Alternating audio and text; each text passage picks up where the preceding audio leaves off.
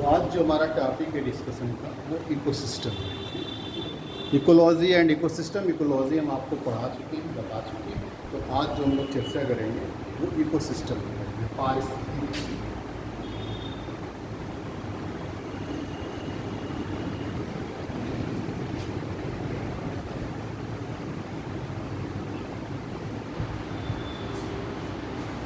Ecosystem, पारिस्थितिकी। अब इसके अंतर्गत हम लोग जो चर्चा करेंगे, सबसे पहले कॉन्सेप्ट ऑफ द इकोसिस्टम। पारिस्थितिकी तंत्र की संकल्पना क्या है,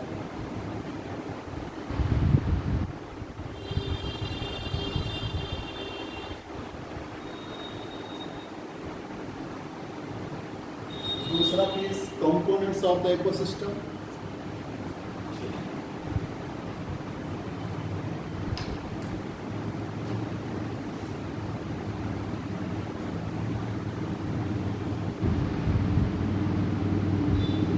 और तीसरा है इसी में फिर characteristics of the ecosystem.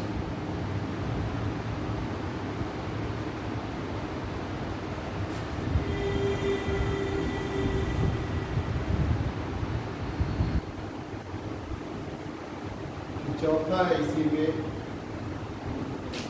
Functioning of the ecosystem.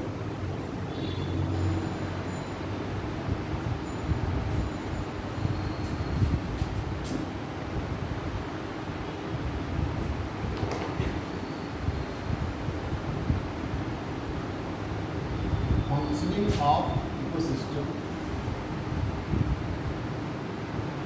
and energy flow in it.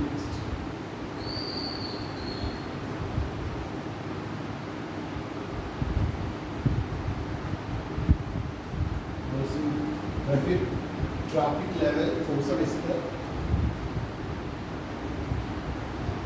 Food chain, खाद्य श्रृंखला एंड फूड वेब, खाद्य जाल। टाइप्स ऑफ इकोसिस्टम, पारिस्थितिकी तंत्र के प्रकार, और लास्ट में productivity of the ecosystem.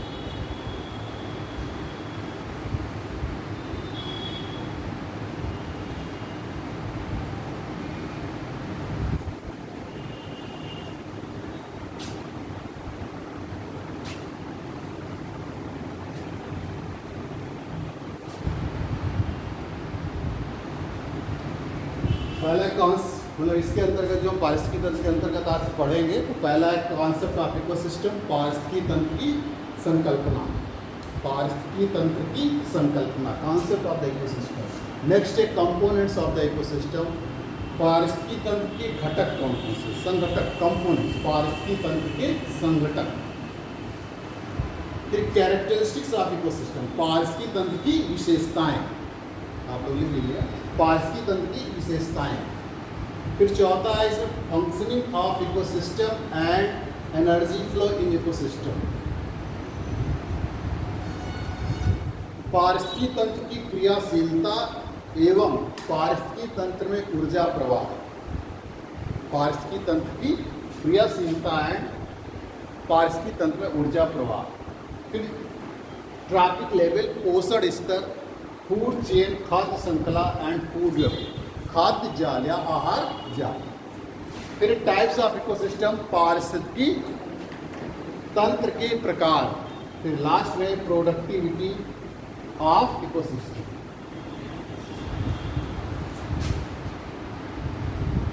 Productivity of ecosystem, पारिस्थितिकी तंत्र की उत्पादकता।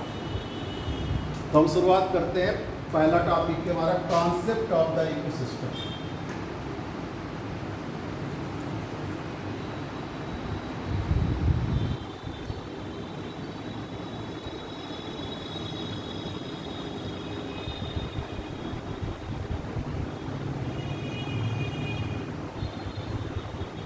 पारिस्थितिकी तंत्र की संकल्पना, इकोलॉजी एंड इकोसिस्टम। हम इकोलॉजी आपको बता चुके हैं। अब इकोलॉजी में जो डेफिनेशन थी कि ecology is the branch of the science in which we study the relationship between biotic and biotic abiotic. पारिस्थितिकी विज्ञान की वह शाखा है जिसके अंतर्गत हम जैविक और जैविक अजैविक के मध्य अंतर संबंधों का अध्ययन करते हैं। तो इसके लिए हम आपसे कह दें कि आप जाइए जैविक और अजैविक के बीच संबंधों का अध्ययन कीजिए, तो आप नहीं कर पाएंगे। आप सोचेंगे कि हम कहाँ पर करें जाके, कोई जो है पूरब दिशा में जाएगा तो कोई पश्चिम दिशा में, कोई उत्तर, कोई दक्षिण, इधर उधर आप भागते रहेंगे। लेकिन शायद पूरब दिशा में जाए तो आपको लगेगा शायद पश्चिम दिशा वाला ज़्यादा ईजी। लेकिन इसी बात को हम एक निश्चित कर दें कि आपको तालाब की, जो आपका तालाब है उसमें आपको जैविक और जैविक के मध्य अंतर संबंधों का अध्ययन करना है, तो आपको क्या होगा, एक निश्चित जगह मालूम होगी, तब आप कर सकते हैं। एक गौशाला में कह दें, एक बाग में कह दें, तो इसका मतलब है कि हम जो इकोलॉजी का अध्ययन करते हैं उसके लिए एक जो है तंत्र चाहिए, सिस्टम चाहिए, तो वो क्या कहलाता है, इकोसिस्टम कहलाता है। जब हम इकोलॉजी का अध्ययन किसी निश्चित सीमा में, क्या किसी निश्चित क्षेत्र में करेंगे, तभी तो हम जो उसका अध्ययन सही ढंग से कर पाएंगे। वैसे कहने में तो पूरी अर्थ हमारी, पूरा जो ब्रह्मांड है वो भी एक इकोसिस्टम है, पूरा जीवमंडल हमारा एक इकोसिस्टम है। लेकिन जो है जब तक हम ये नहीं कहेंगे कि इस जगह पर या इस तंत्र में हमको करना है अध्ययन, तब तक हम कैसे जान पाएंगे, तब तक हम भटकते रहेंगे और सही जो हमारा उत्तर होगा, जो सही निष्कर्ष होगा वो नहीं निकल पाएगा। तो इसीलिए किसी निश्चित क्षेत्र में जब हम जैविक और जैविक अजैविकों के मध्य अंतर संबंधों का अध्ययन करते हैं, तो वो हमारा पारिस्थितिकी तंत्र है। तो पारिस्थितिकी तंत्र क्या है? पारिस्थितिकी तंत्र जो है किसी निश्चित भू क्षेत्र को धारण करने वाली आधारभूत कार्यशील इकाई होती है। पारिस्थितिकी तंत्र किसी निश्चित भू क्षेत्र को धारण करने वाली आधारभूत कार्यशील इकाई होती है, जिसके अंतर्गत जैविक व अजैविक संघटकों का कुल समुच्चय, जैविक व अजैविक संघटकों का कुल समुच्चय एवं इनके मध्य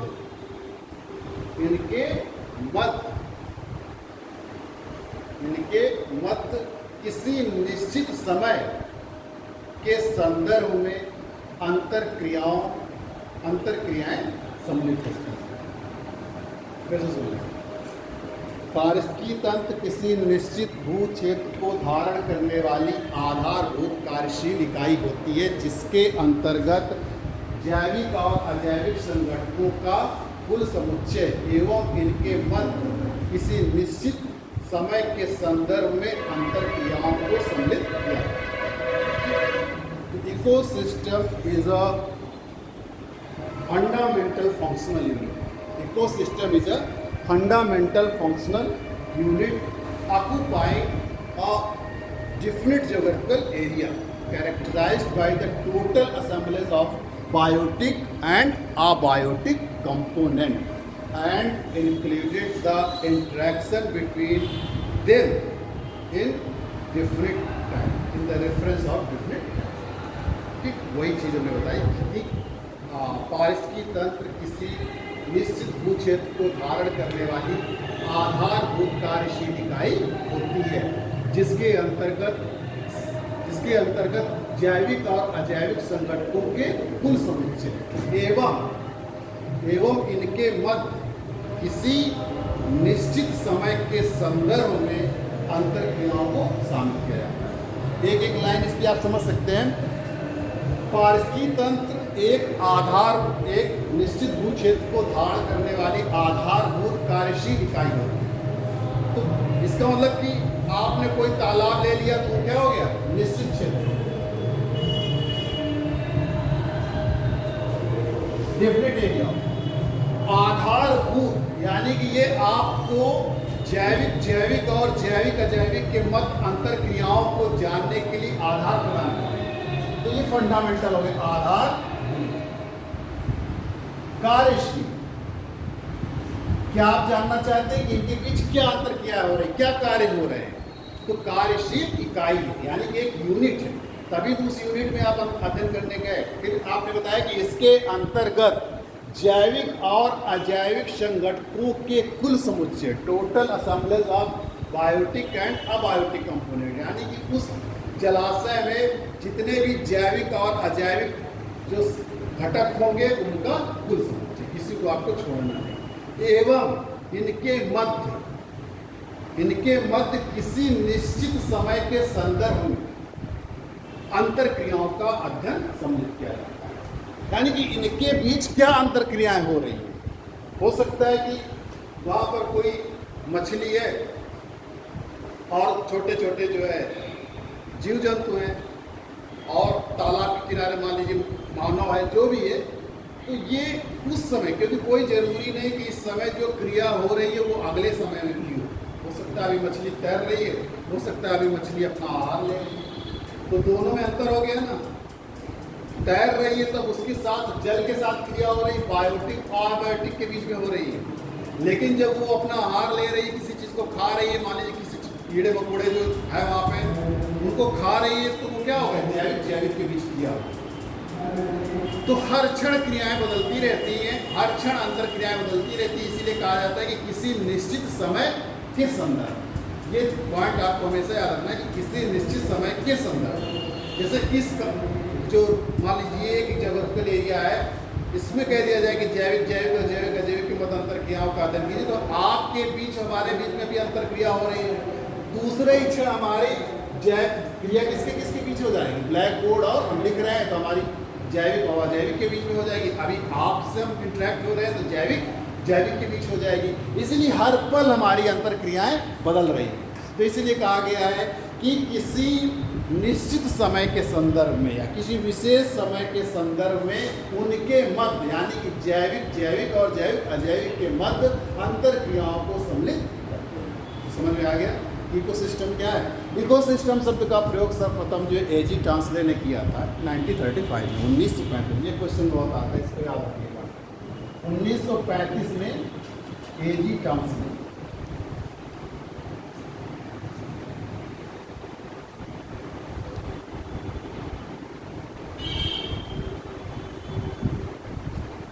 In 1935, the word ecosystem was used at first time by A.G. Tansley. Exam में बहुत ज़्यादा आता है, हमेशा पूछा जाता है कि पारिस्थितिकी तंत्र का प्रयोग सर्वप्रथम किसने किया। इनके अनुसार जो पारिस्थितिकी तंत्र है उन्होंने बताया कि पारिस्थितिकी तंत्र जो होता है वो विशेष प्रकार का भौतिक तंत्र होता है, या भौतिक तंत्रों का एक विशेष प्रकार होता है। इनके अनुसार बताया कि पारिस्थितिकी तंत्र भौतिक तंत्रों का एक विशेष प्रकार होता है जिसकी रचना जीव और अजैविक घटकों से होती है। यह अपेक्षाकृत स्थिर अवस्था में होता है। यह अपेक्षाकृत स्थिर अवस्था में होता है। एक खुला तंत्र होता है और विभिन्न होता है। ये इन्होंने डिफाइन किया था। फिर से सुन लीजिए कि पारिस्थितिकी तंत्र जो है भौतिक तंत्रों से निर्मित एक विशेष प्रकार का है, यानी कि जो पारिस्थितिकी तंत्र है वो भौतिक तंत्रों का एक विशेष प्रकार होता है। Ecosystem is a special type of physical system. जो हमारे भौतिक तंत्र है उसका एक विशेष प्रकार होता है, यानी कि ecosystem is a particular type या special type of physical system consisting of organic and inorganic components, जिसकी रचना किससे हुई? जैविक और अजैविक, यानी जीव और अजीव से हुई है। ठीक। इन relatively it is a stable, अपेक्षाकृत ये साम्यावस्था, relatively it is a stable equilibrium, साम्य अवस्था में रहता है, स्थिर साम्य अवस्था में रहता है। It is open and different kinds of size, और ये विभिन्न आकार प्रकार का। समझ आया? फिर से आप सुन लीजिए कि पारिस्थितिकी तंत्र भौतिक तंत्रों का एक प्रकार होता है। पारिस्थितिकी तंत्र भौतिक तंत्रों का एक प्रकार होता है। Ecosystem is a particular type of physical system, जिसकी रचना जीवों और अजैविक घटकों से होती है, जिसकी रचना जीवों और अजैविक घटकों से होती है, consisting of organic and abiotic components. सापेक्षता ये साम्यावस्था में होता है, सापेक्षता या स्थिर साम्यावस्था में होता है, सापेक्षता या स्थिर साम्यावस्था में होता है। Relatively it is a stable equilibrium.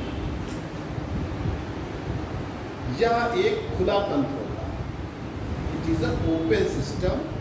यह एक खुला तंत्र होता है और विभिन्न आकार प्रकार एंड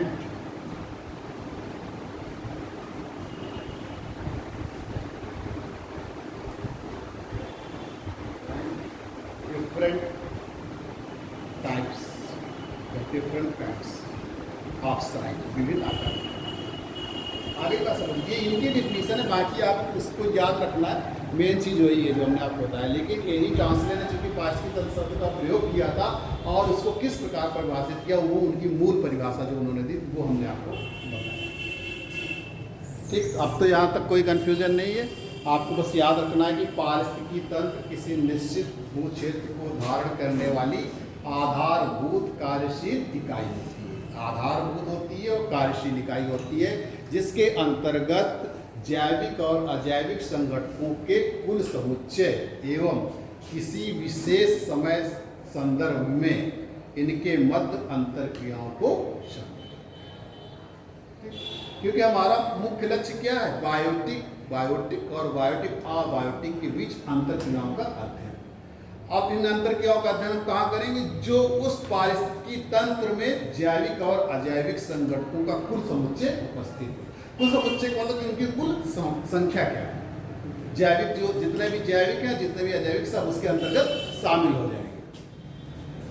तो ये था पारिस्थितिकी तंत्र की संकल्पना, जिसमें दो चीज़ें आपको याद रखने। एक तो पहला कि एडी टॉन्सले ने इस शब्द का प्रयोग सर्वप्रथम किया था, एग्जाम में बहुत ज़्यादा पूछा जाता है, सबसे ज़्यादा ही पूछा जाता है।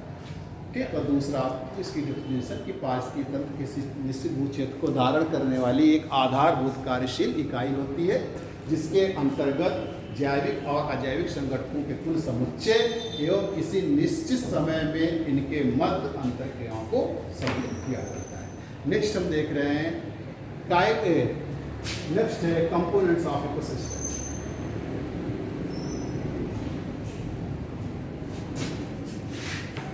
घटक या संगठन,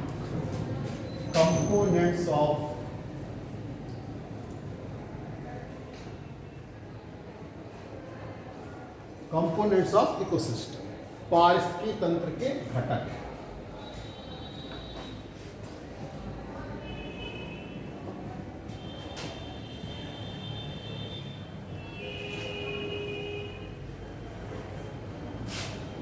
ये वही घटक होंगे जो हमने आपको बताया था इकोलॉजी में, जो इकोलॉजी के घटक होते हैं वही। क्योंकि इकोलॉजी में जो आपको घटक बताया, बस फर्क इतना है कि उसकी हमने भौगोलिक क्षेत्र को निश्चित कर दिया, बाकी है वही चीज़। तो इसमें दो तरीके से, अगर एनर्जी कंपोनेंट को हमने कहा था अगर अलग से ले लेते हैं ऊर्जा संगठक को, तो इसके 3 संगठक हो जाते हैं, वरना इसके 2 संगठक रहते हैं, जैविक और अजैविक, बायोटिक और अबायोटिक। जैविक और अबायोटिक।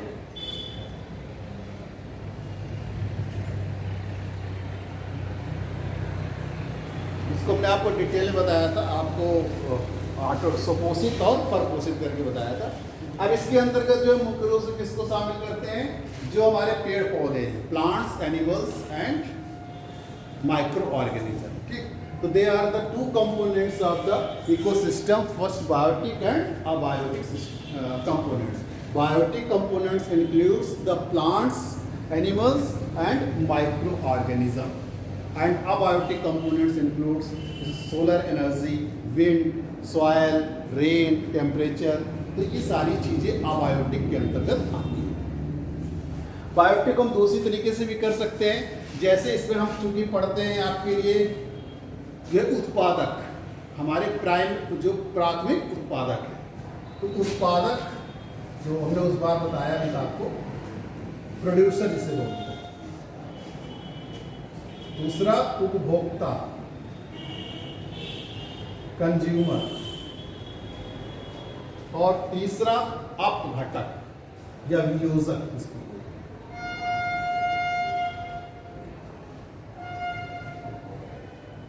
डिकम्पोजर।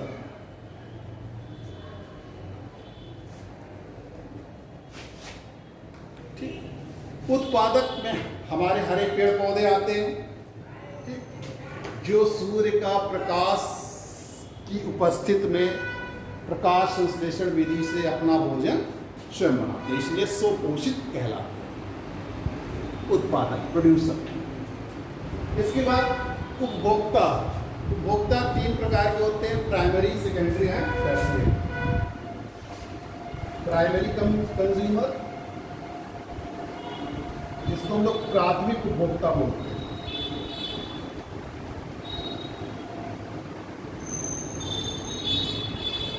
सेकेंडरी कंज्यूमर,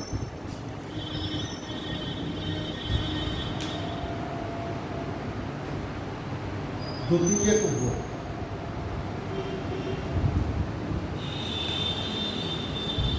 और तीसरा इसमें टर्शियरी।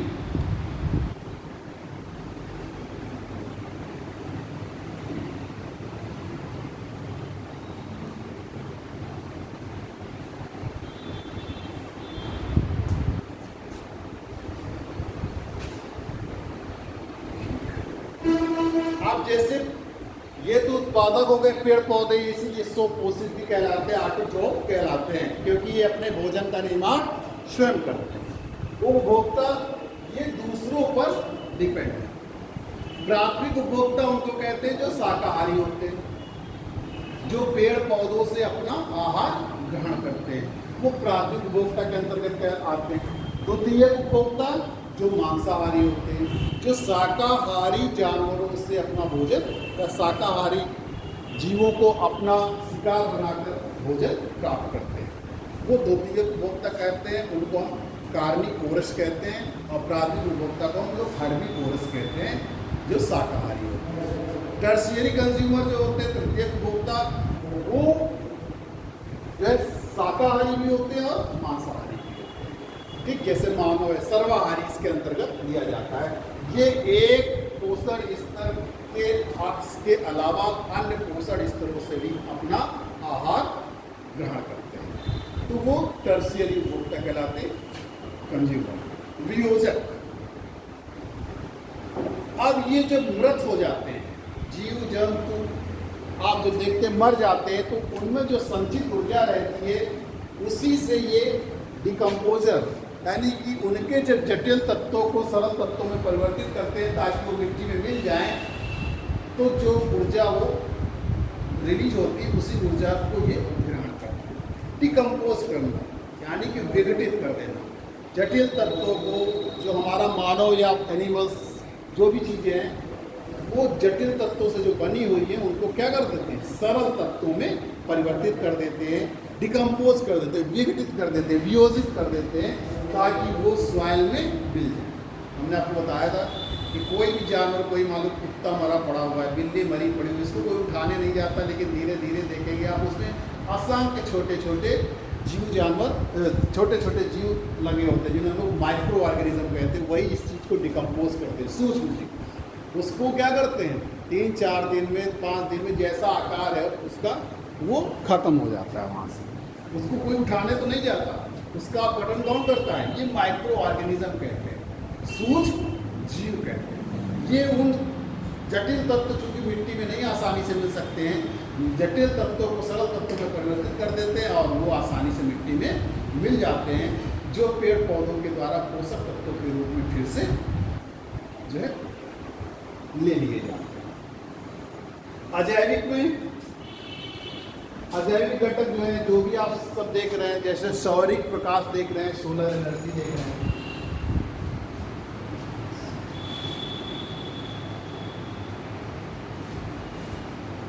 कुछ भी देख रहे हैं, रेनफॉल देख रहे हैं, वर्षा तापमान देख रहे हैं,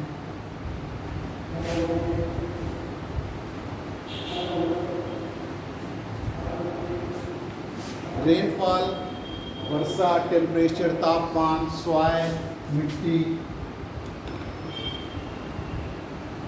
जल, वाटर, बहुत सारी चीजें, ठीक।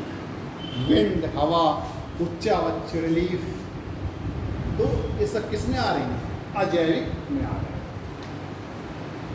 इस तरीके से जैविक और अजैविक तत्वों से मिलकर पारिस्थितिकी तंत्र की रचना होती है या इसके एक घटक कहलाते हैं। सर जो ये सेकेंडरी का कंज्यूमर है तो वो डिकम्पोजर तो हो सकते हैं? नहीं, डिकम्पोजर नहीं होते। डिकम्पोजर हमेशा मृत पदार्थों से लेते हैं। तो वो जैसे मांसाहारी तो मान लो वो भी खा सकते हैं मृत जीव? मतलब नहीं, ये मांसाहारी है तो ये खा सकते हैं। डिकम्पोज सूक्ष्म जीवों को खा सकते हैं। ये जो आप पूछना चाह रहे हैं वो सूक्ष्म जीवों को खा सकते हैं। फिर से पूछिए। जैसे मान लो कोई भी गाय है या कोई भी मृत जीव, हाँ। उसको कोई भी दूसरा जानवर भी तो खा सकता है? दूसरा जानवर जिंदा खा सकता है जब तक जान रहेगी, लेकिन मरा हुआ नहीं खा सकता ना। हमने ये बताया कि ये मृत पदार्थों से, ये अंतर है थोड़ा सा, ध्यान पर रखिए। जैसे गिद्ध होता है वो तो खा लेता है? हाँ, गिद्ध होता है, लेकिन जैसे तुरंत का मरा हुआ होता है, पड़ा रहता है, गिद्ध खा लेता है, तो वो डिकम्पोजर के अंतर्गत आते हैं। आप घटक मतलब वो एक तरीके से मेहतर कहलाते हैं। और डिकम्पोज वो खा लेता है, मतलब अपना आहार लेता है, और ये उसको डिकम्पोज करते हैं। दोनों में थोड़ा सा अंतर है। डिकम्पोज का मतलब होता है कि उनके जटिल तत्वों को सरल तत्वों में परिवर्तित करना, और खा लेने का मतलब कि आहार जो है ले लेते हैं, तो वो मांसाहारी में आ जाएगा। जैसे आपके गिद्ध आपका सेकेंडरी कंज्यूमर है, तो वो इस उद्देश्य से नहीं काम कर रहा है कि हमको जो है जटिल तत्वों को सरल तत्वों को परिवर्तित नहीं करता है। वो क्या करता है? अपना आहार लेता है। तो ये दोनों अंतर है। वो आहार लेता है, वो डिकम्पोज करता है, वियोजित करता है, ठीक। आगे बढ़े हैं फिर। कैरेक्टरिस्टिक्स ऑफ द इकोसिस्टम, पारिस्थितिकी तंत्र की विशेषता। अगर आपने पारिस्थितिकी तंत्र की डेफिनेशन को सही ढंग से पढ़ लिया है तो उसकी विशेषताएं जो है उसी से सारी विशेषताएं निकल आती हैं। इसलिए पारिस्थितिकी तंत्र को तैयार करने के लिए, इस पूरे चैप्टर को तैयार करने के लिए जो आपने तीन लाइन की एक डेफिनेशन बताई, वो आपको रटी होनी चाहिए। अगर आपने उसको याद कर लिया तो भी ऐसी कोई चीज़ नहीं है पारिस्थितिकी तंत्र में जो आपको समझ में नहीं आएगी, उसको जरूरी है। तो नेक्स्ट हम देखते हैं कैरेक्टरिस्टिक्स ऑफ द इकोसिस्टम पर पारिस्थितिकी तंत्र की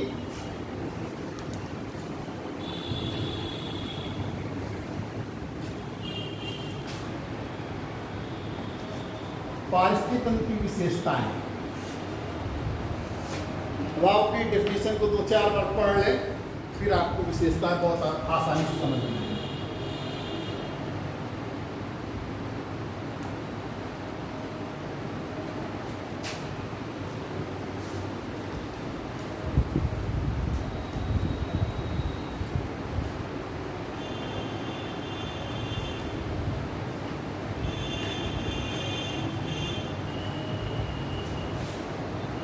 कैरेक्टरिस्टिक्स ऑफ इकोसिस्टम पढ़ लिया आपने? तो पहले से शुरू करते हैं कि पारिस्थितिकी तंत्र एक कार्यशील भौगोलिक इकाई है। कैसी है?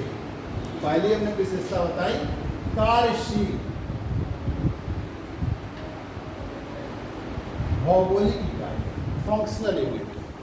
Ecosystem is a functional areal unit, कार्यशील क्षेत्रीय इकाई। पारिस्थितिकी तंत्र की विशेषता बता रहे हैं। पहला है पारिस्थितिकी तंत्र एक कार्यशील क्षेत्रीय इकाई होता है।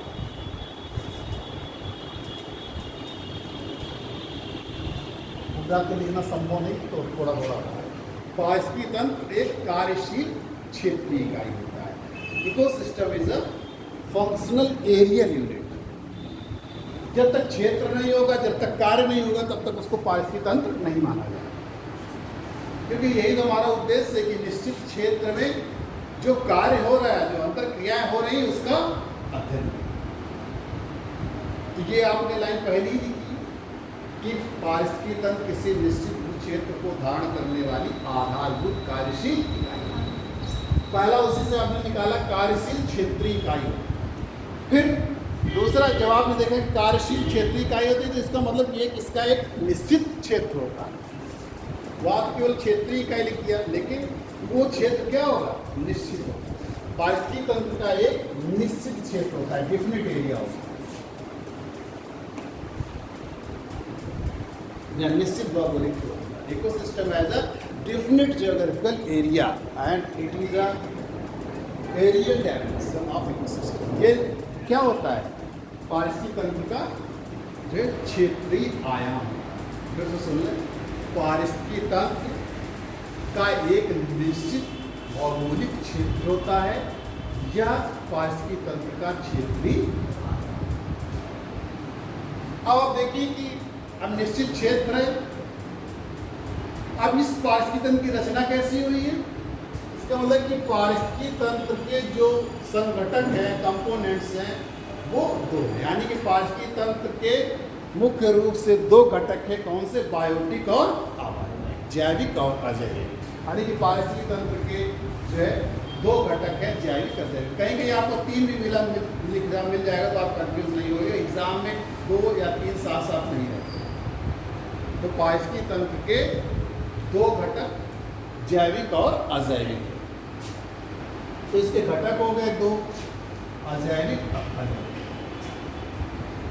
ये याद करने का आपको तरीका भी बता रहे हैं कि आप पूरी जो है 10-12 जितने कैरेक्टरिस्टिक्स हैं उनको आपको रखना पड़ेगा। लेकिन आपने डिफिनीशन याद कर रखे, तो आपने पहले जान लिया कि ये कार्यशील क्षेत्रीय इकाई है। अब क्षेत्र है तो उसका आकार निश्चित होगा, इसलिए आपने बता दिया कि निश्चित क्षेत्र है। अब अगर उस क्षेत्र है तो उसमें कौन लोग रहेंगे, जैविक और अजैविक रहेंगे। तो इसके घटक कौन हो जाएंगे, जैविक अजैविक। अब अगर जैविक अजैविक है तो उनके बीच क्या होगा, अंतरक्रियाएं होंगी। तो आप लोग इसमें लिखेंगे पारिस्थितिक तंत्र में पाए जाने वाले जैविक और जैविक अजैविक तत्वों के मध्य अंतरक्रियाएं होती हैं। ठीक, क्या होती है, जैविक और जैविक के मध्य अंतरक्रिया।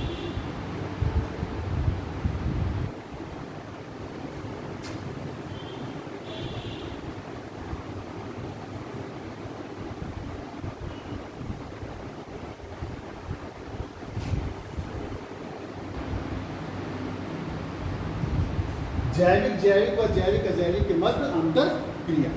ठीक, यानी कि जो इंट्रैक्शन हो रहा है, interaction between the biotic and abiotic and biotic biotic. तो किसी भी पारिस्थितिक तंत्र में जैविक और जैविक अजैविक के मध्य अंतर क्रियाएं। अब आप जान रहे हैं कि जैविक और जैविक अजैविक के मध्य अंतर क्रियाओं का जो आप अध्ययन कर रहे हैं वो किसके संदर्भ में करेंगे, किसी विशेष समय, किसी निश्चित समय में ही तो अध्ययन करेंगे अंतर क्रियाओं। तो पारिस्थितिकी का जो ऑब्जर्वेशन करते हैं, परीक्षण करते हैं, यानी कि पारिस्थितिक तंत्र का जो ऑब्जर्वेशन होता है, पर्यवेक्षण होता है, वो किसी निश्चित समय संदर्भ में होता है।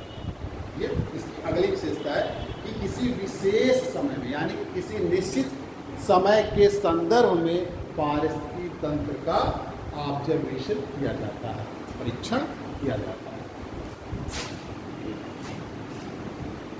समझ में आ रहा है कि नहीं आपको?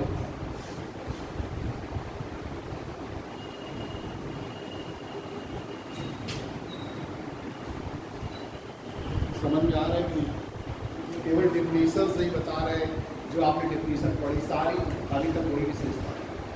तो किसी निश्चित समय के संदर्भ में पारिस्थितिक तंत्र का जो है परीक्षण या ऑब्जर्वेशन किया जाता है। अब देखिए कि किसी भी जो पारिस्थितिक तंत्र है,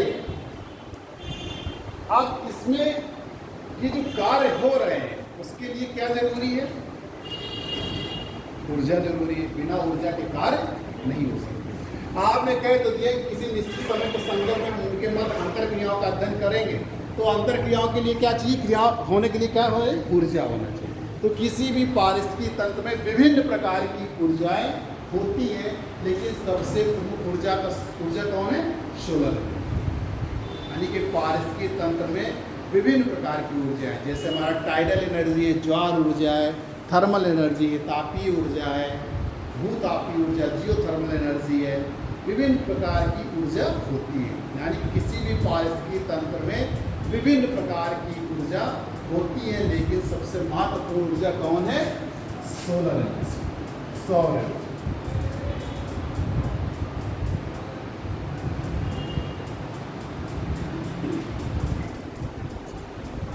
सोलर एनर्जी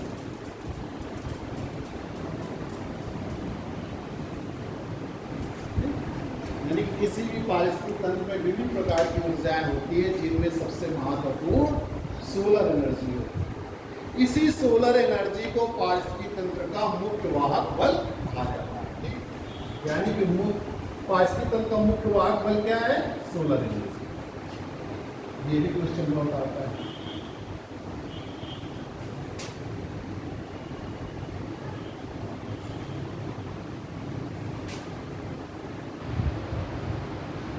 सौर ऊर्जा, the main driving force of the ecosystem is solar energy. बहुत आता है, तो मुख्य वाहक बल होता है। आप देखिए जो ऊर्जा आ रही है, इसका तो मुख्य स्रोत कौन है, सूर्य ही है। आपको आपने बताया, अगर सूर्य नहीं होता तो पेड़ पौधे जो भोजन नहीं बना पाते, पेड़ पौधे भोजन नहीं बना पाते तो अपने से कुछ स्तरों वाले लोगों को भोजन ट्रांसफर नहीं हो पाती, स्थानांतरित नहीं हो पाता। तो इसलिए इसीलिए कहा गया है कि मुख्य वाहक बल, यानी कि इस पारिस्थितिकी तंत्र को चलाने वाला कौन है, सोलर एनर्जी। आप देखिए पारिस्थितिकी तंत्र में ऊर्जा जो आ रही है, उसका जो इनपुट है, यानी कि निवेश है, और जो बहिर्गमन है, जो बाहर की ओर जा रही है, आउटफ्लो होती है, वो वास्तव में एक ओपन सिस्टम के रूप में होती है। यानी कि आने जाने के लिए एकदम स्वतंत्र खुला तंत्र होता है। अभी आपने पढ़ा, अभी हमने आपको डेफिनेशन भी बताया था कि एजी चार्ल्स ने बताया था कि यह एक खुला तंत्र होता है, ओपन सिस्टम होता है। ये भी क्वेश्चन बहुत आता है, ये इंपॉर्टेंट है जो दिख रहे हैं कि ये एक खुला तंत्र, ओपन सिस्टम।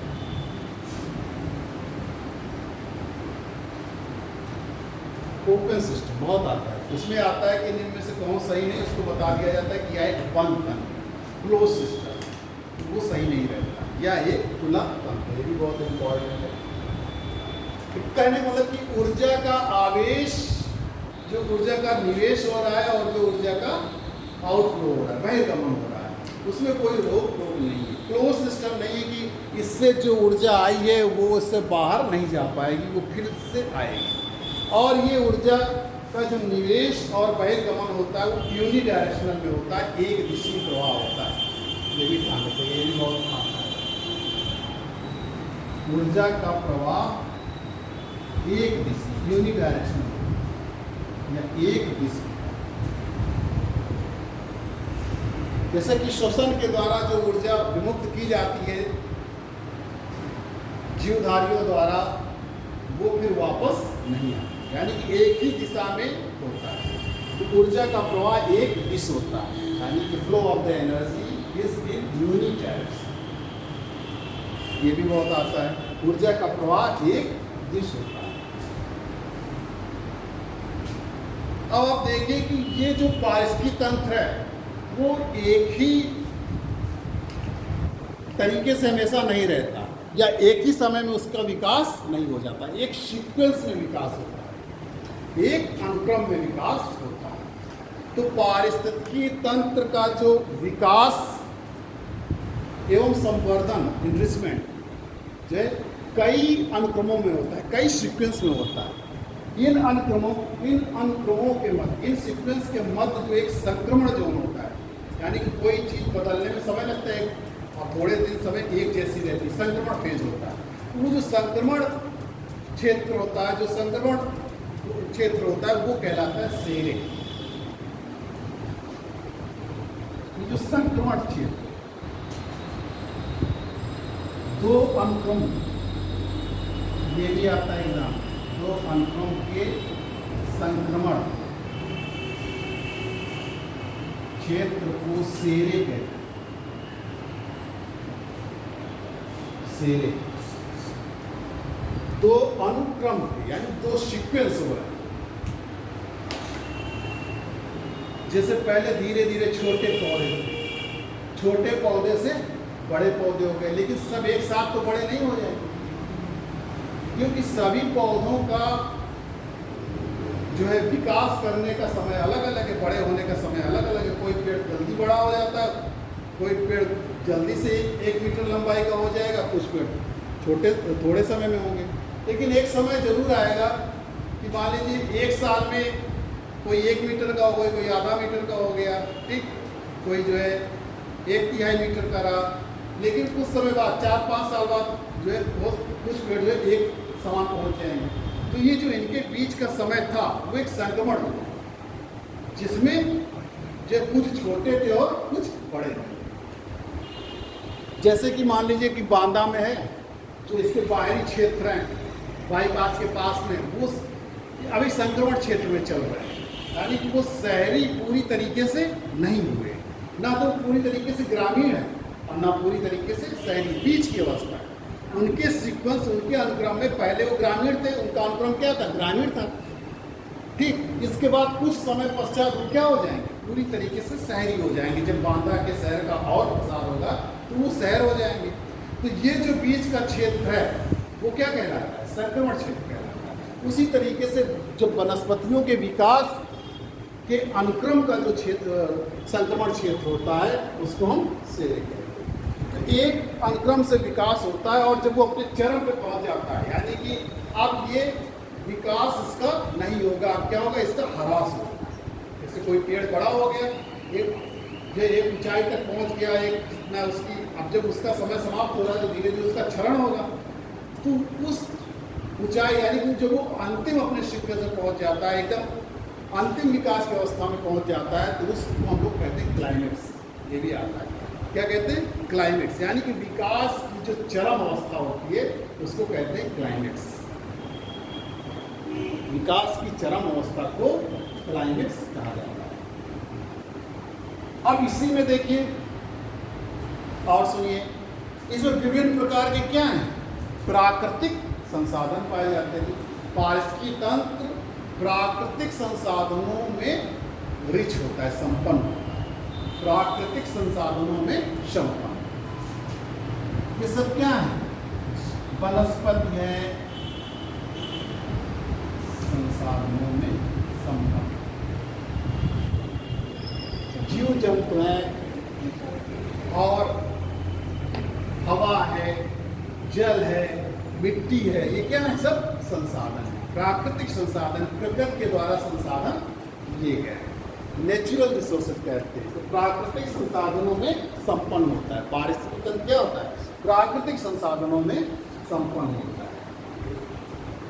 तो नेचुरल रिसोर्सेज, प्राकृतिक संसाधन क्या है, natural resources are those resources which are provided by the nature, यानी कि नेचर के द्वारा हमको प्रोवाइड किया गया है। रिसोर्स हमने बताया कि संसाधन क्या होते हैं, resource are those thing which are used by the human to complete their needs and desire again and, यानी कि वे पदार्थ जिनका प्रयोग मानव अपनी आवश्यकताओं और इच्छाओं की पूर्ति के लिए बार बार करता है, उसे क्या कहते हैं, संसाधन। रिसोर्स, री धन सोर्स, ऐसा स्रोत जिसका प्रयोग आप बार बार करें, री मीन्स अगेन एंड अगेन, और बार बार। जैसे मिट्टी का प्रयोग आप बार बार कर रहे हैं, कभी आप उसमें धान की खेत बो रहे हैं, कभी उसमें गेहूँ बो रहे हैं, कभी उसमें दाल बो रहे हैं, तो विभिन्न बार बार उसका उपयोग कर रहे हैं। तो मिट्टी क्या है हमारे लिए, संसाधन। जल क्या है, बार बार हम प्रयोग कर रहे हैं, जल क्या है, संसाधन। वनस्पति क्या है, संसाधन, उससे बार बार विभिन्न तरीके से यूज कर रहे हैं, उससे फर्नीचर बना रहे हैं, उससे कागज बना रहे हैं, तो क्या है, उनका हम बार बार प्रयोग कर रहे हैं। Resources are those thing which are used by the human again and again to complete their needs and desire, मानो अपनी इच्छाओं और आवश्यकताओं की पूर्ति के लिए जो जिन वस्तुओं का प्रयोग बार बार करता है वो संसाधन कहलाता है। तो ये प्राकृतिक संसाधनों में संपन्न होता है। साथ ही पारिस्थितिकी तंत्र जो है संरचित एवं संगठित होता है, यानी कि स्ट्रक्चर्ड एंड ऑर्गेनाइज्ड होता है। इकोसिस्टम जो है क्या होता है, संरचित, यानी कि उसकी रचना जो होती है बड़े कायदे से होती है, एंड संगठित ऑर्गेनाइज्ड होता है। ऑर्गेनाइजेशन कब होगा, जब उनमें कार्य आपस में होंगे तो वो संगठित रहेगा। और उसकी रचना हमने बताई कि बायोटिक और अबायोटिक कंपोनेंट से होती है। तो पारिस्थितिकी तंत्र संरचित एवं संगठित होता है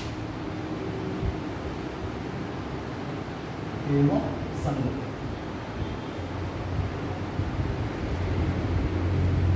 ecosystem become structured and organized, संगठित रहता है। कोई काम, पेड़ पौधे खाना बना रहे हैं, प्रकाश संश्लेषण विधि से शाकाहारी उनसे भोजन प्राप्त कर रहे हैं, शाकाहारी से मांसाहारी प्राप्त कर रहे हैं।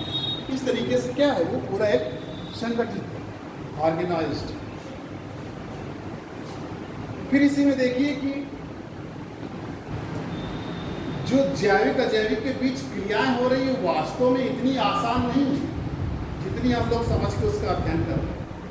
उसकी क्रियाएं बहुत जटिल होती हैं, अंतर क्रियाएं बहुत जटिल होती हैं, लेकिन हम अध्ययन सरल तरीके से करने के लिए उसको एक ब्लैक बॉक्स मॉडल के रूप में देखते हैं, यानी कि पारिस्थितिकी तंत्र को एक ब्लैक बॉक्स मॉडल मानते हैं,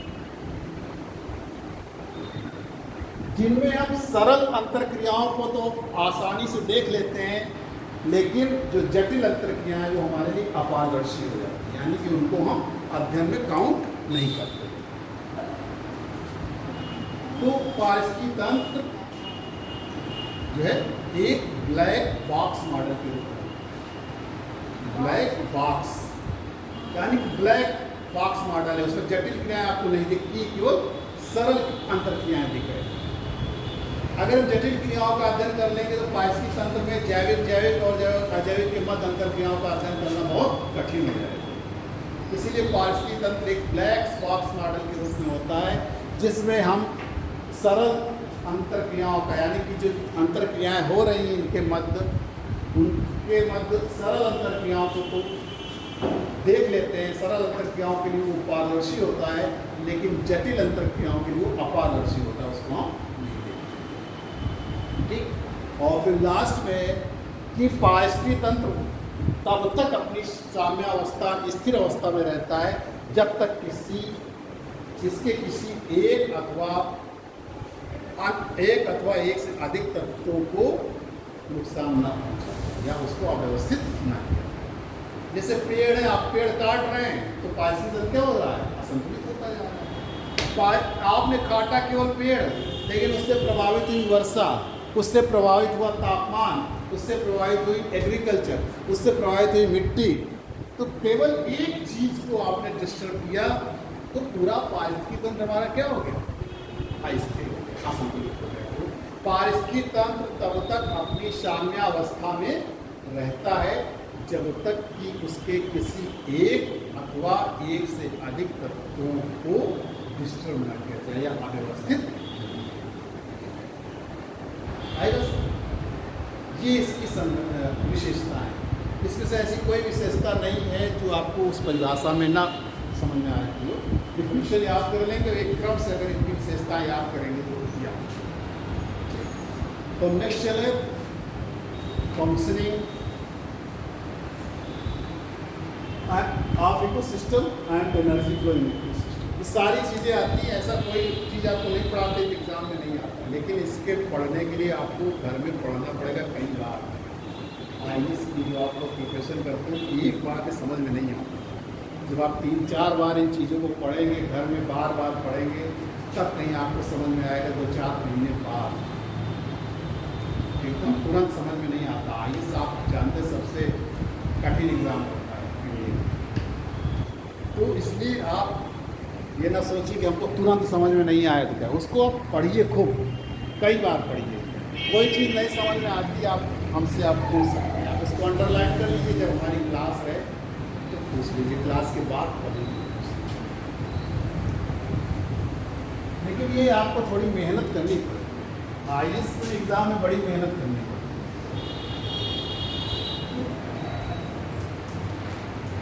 थोड़ा सा जो ज्योग्राफी नहीं ली है उनके लिए तो थोड़ा सा दिक्कत जरूर है, उनको थोड़ा देर में समझ में आएगी, लेकिन जिन्होंने बीए में बहुत पढ़ा है या इंटर में ही पढ़ा है उनके लिए ज़्यादा दिक्कत नहीं है, सारी चीज़ें वही हैं। अब ये है कि आपने उतने बीए करते तो जनाब अच्छे ढंग से इसकी प्रिपरेशन नहीं कर पाते हैं, तब लॉन्ग क्वेश्चन आपके दिमाग में रहते हैं, तो इसको पढ़िए और इसके जो क्वेश्चन आए हुए हैं विगत वर्ष में उनको जरूर देखिए प्रैक्टिस, तब आपके जब ऑब्जेक्टिव इसका हल करेंगे तब धीरे धीरे आपको सारी चीज़ें क्लियर होगी। जब तक आप इसके ऑब्जेक्टिव पर नहीं हल करेंगे तब तक इसका कॉन्सेप्ट नहीं क्लियर होगा। एकदम कॉन्सेप्ट क्लियर करने के लिए ऑब्जेक्टिविटी ज़रूरी है। तो फंक्शनिंग ऑफ इकोसिस्टम,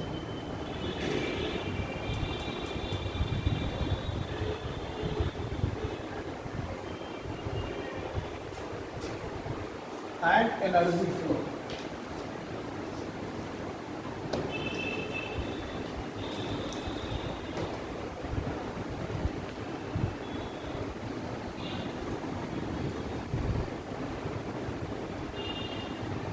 पारिस्थितिकी तंत्र की क्रियाशीलता लॉन्ग क्वेश्चन में आता है।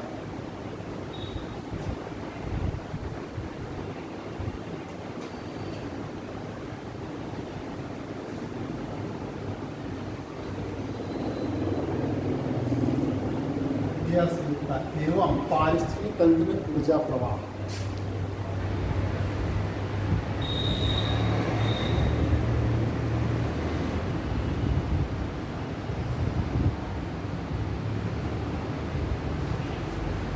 आईएएस में या पीसीएस में मेंस का एग्जाम होता है उससे पूछना। तो वास्तव में क्या है, एक साथ हम इसलिए बता रहे हैं, एग्जाम में अलग अलग आता है। पारिस्थितिकी तंत्र की क्रियाशीलता लिखिए, पारिस्थितिकी तंत्र में ऊर्जा प्रवाह, ऐसे करके आएगा, लेकिन दोनों को लिखना एक ही जैसे है, क्योंकि कोई भी क्रियाशीलता होगी उसके लिए क्या जरूरी है, ऊर्जा की जरूरत। जब तक ऊर्जा का प्रवाह नहीं होगा तब तक कोई क्रिया नहीं होगी। तो बात एक ही, पूछने का क्वेश्चन तो अलग अलग रहता है। अब आप देखिए इसको कैसे,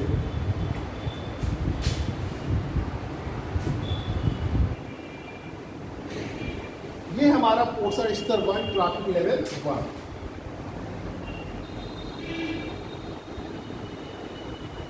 ये ट्रॉपिक लेवल 2। ये डायग्राम बना लीजिए, अब डायग्राम से इसको समझना है। ट्रॉपिक लेवल 3 और ये ट्रॉपिक लेवल 4। एग्जाम में भी आप बनाएंगे, लेकिन इसके बिना अधूरा रहेगा। अब ट्रॉपिक लेवल 1 पर कौन है, पेड़ पौधे हैं। कौन है, प्लांट्स है, पेड़ पौधे हैं, जिन्हें हम क्या कहते हैं, स्वपोष, ऑटोट्रॉफ।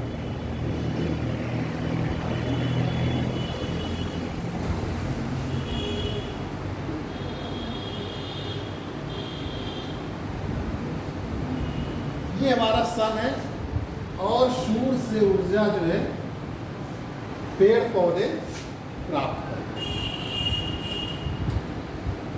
अब ये पेड़ पौधे अपना भोजन बनाते हैं और बनाने के बाद जो अपने ऊतकों का विकास करते हैं। ये जो भोजन होता है वो केमिकल रासायनिक ऊर्जा, ये आहार ऊर्जा कहलाता है। ठीक, केमिकल एनर्जी या फूड एनर्जी कहलाता है। उसी से हम क्या करते हैं, कोई चीज़ खाते तो हमारे ऊतक यानी कि हमारा विकास होता है।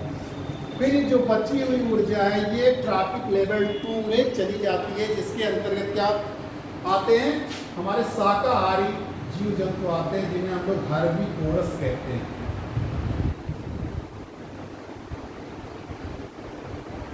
यही हमारे स्वपोषी जो पेड़ पौधों के उत्पादक कहलाते हैं और ये प्राथमिक उपभोक्ता कहलाते हैं।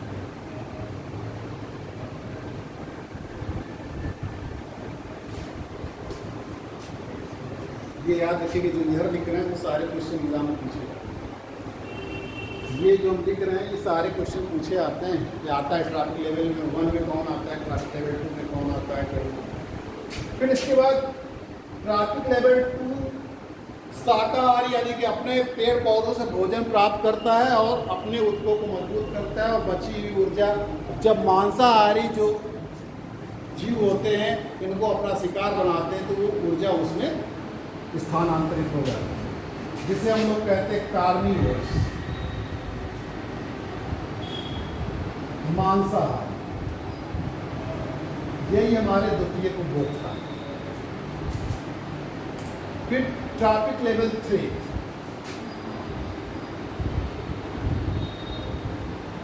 ट्रॉपिक लेवल 4 ये दोनों से अपनी ऊर्जा प्राप्त करता है, इससे भी अपनी ऊर्जा प्राप्त करता है और इससे भी अपनी ऊर्जा प्राप्त करता है और पेड़ पौधों से भी अपनी ऊर्जा लेता है। इसको हम लोग क्या कहते हैं कि ये सभी पोषण स्तरों से अपनी ऊर्जा प्राप्त करता है, इसको हम लोग कहते हैं सर्वाहार, जिसमें मुख्य रूप से मानव है ओमनिवोरस।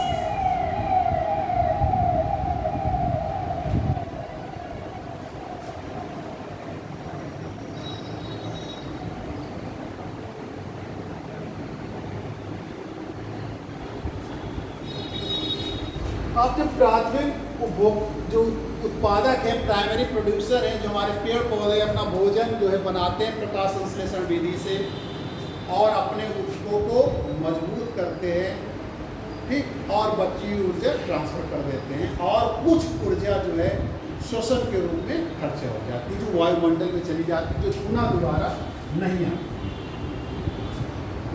जिसे हम लोग रीस्पायरेशन कहते हैं, शोषण।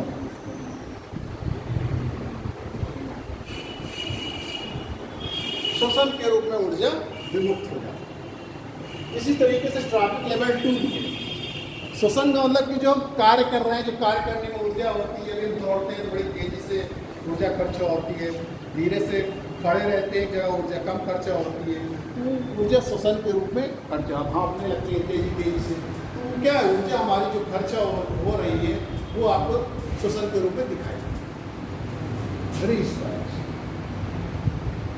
इसी तरह इससे, इसी तरह इससे और इसी तरह इससे प्रत्येक ट्रॉपिक लेवल से जो है ऊर्जा का विमोचन शोषण ऊर्जा के रूप में, रीस्पायरेशन के रूप में जो है ऊर्जा हमारी मुक्त होती है, जो वायुमंडल में चली जाती है और पुनः वापस नहीं आती है। इसीलिए यूनि डायरेक्शनल कहा गया है। इसमें एक दिशा में ऊर्जा का प्रवाह होता है,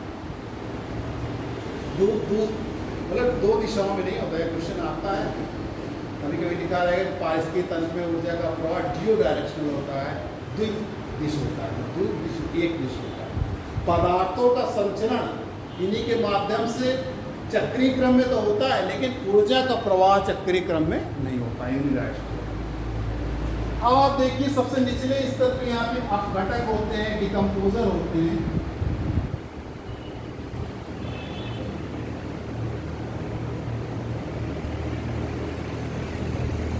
जो सूक्ष्म जीव होते हैं।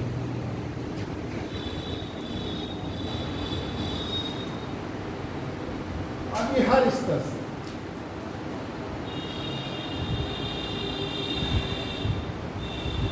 जब ये मर जाते हैं, जो इनमें संचित ऊर्जा होती है, ठीक, जब अपघटन करते हैं, उनका जटिल तत्वों से सरल तत्वों में परिवर्तित होते हैं, तो ऊर्जा विमुक्त होती है। उसी को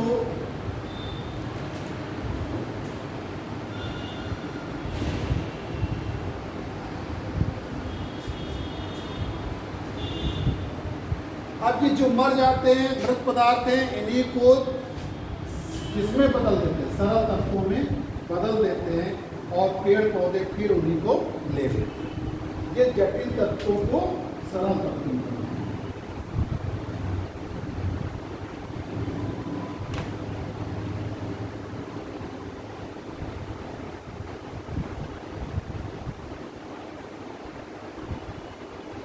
जटिल तत्वों को सरल तत्वों में परिवर्तित कर देते हैं और ये तत्व किसमें मिल जाते हैं, मिट्टी में मिल जाते हैं।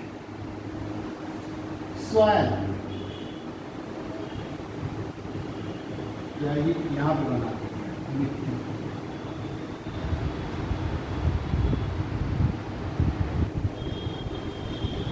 अब ये मिट्टी से पेड़ पौधों में फिर पहुंच जाते हैं, यानी कि पदार्थों का जो संचरण है वो तो चक्रीय होता है। अब ये जटिल तत्व सरल तत्व में परिवर्तित हो गए, मिट्टी में मिल गए, मिट्टी से पेड़ पौधों ने पोषक तत्वों को ले लिया, उन्हीं को अब ये ऐसे ट्रांसफर हो गए, फिर इधर आ गए। पदार्थों का संचरण तो चक्रीय क्रम में होता है, लेकिन ऊर्जा का प्रवाह एक दिशा में होता है। ऊर्जा जो भी मिक्स हो गई वो कभी फिर से लौट कर नहीं आती।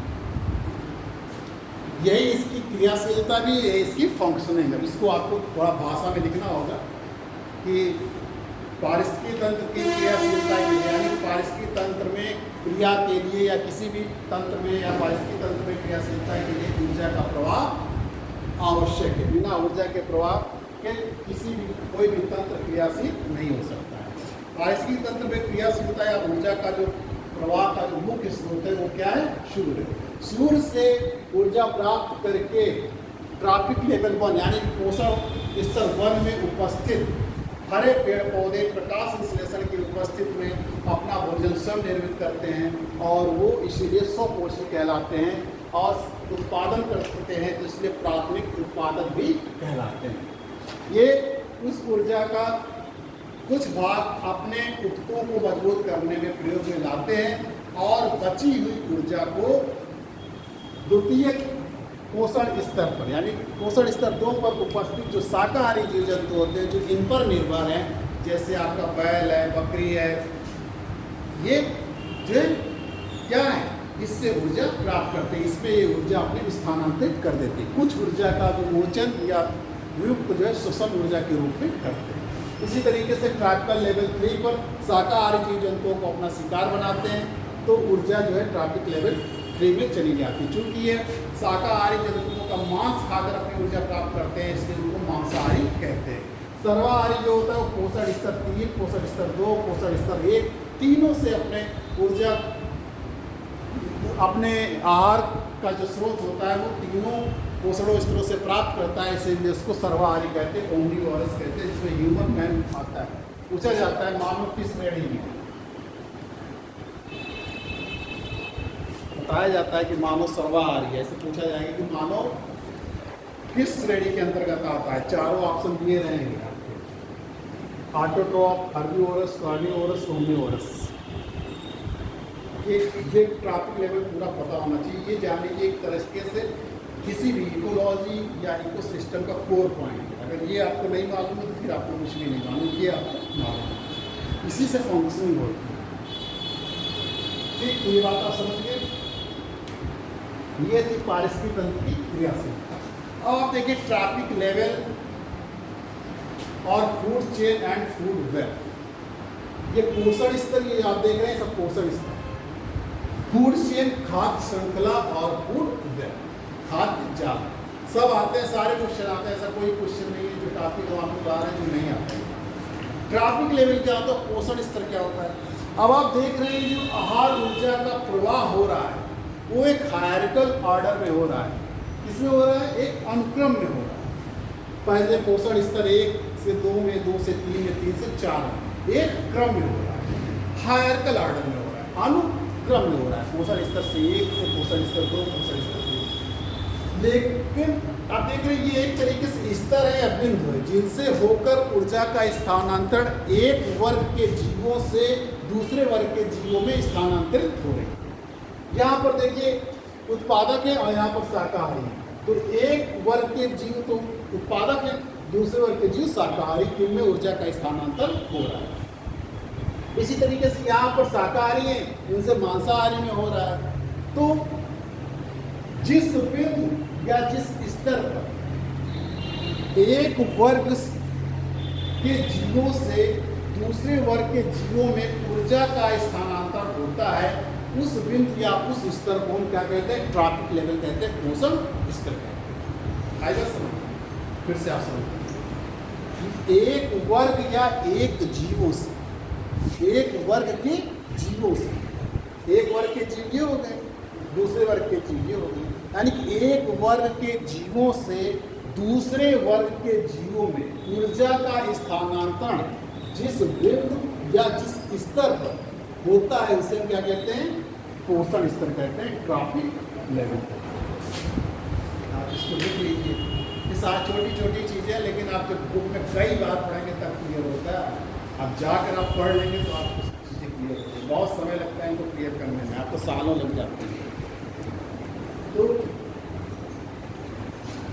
क्योंकि आता है पोषण स्तर क्या है, आहार, समझ गए मेरी बात। एक वर्ग के जीवों से दूसरे वर्ग के जीवों में ऊर्जा का स्थानांतरण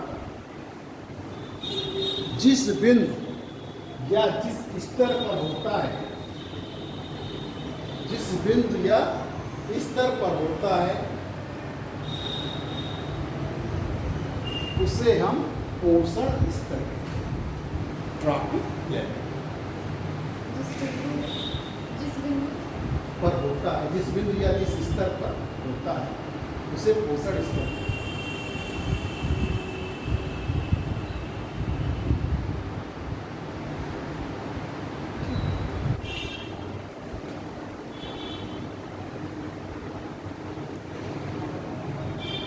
फंक्शनिंग में एक चीज और मैं बताना चाह रहा हूं इसमें, कि ये जो ऊर्जा का प्रवाह हो रहा है उसको लिंडमैन ने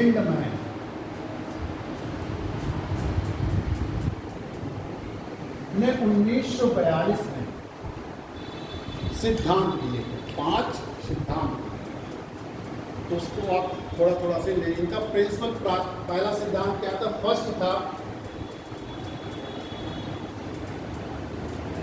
कि बढ़ते पोषण स्तर के साथ, वो बढ़ते पोषण स्तर के साथ जो जीव होते हैं वो जनरलिस्ट हो जाते हैं, सामान्य हो जाते हैं, और जबकि निचले पोषण स्तर के विशिष्ट होते हैं, जनरलिस्ट और स्पेशलिस्ट, दो कॉन्सेप्ट जो दिया था, विशिष्ट और सामान्य, स्पेशलिस्ट एंड जनरलिस्ट।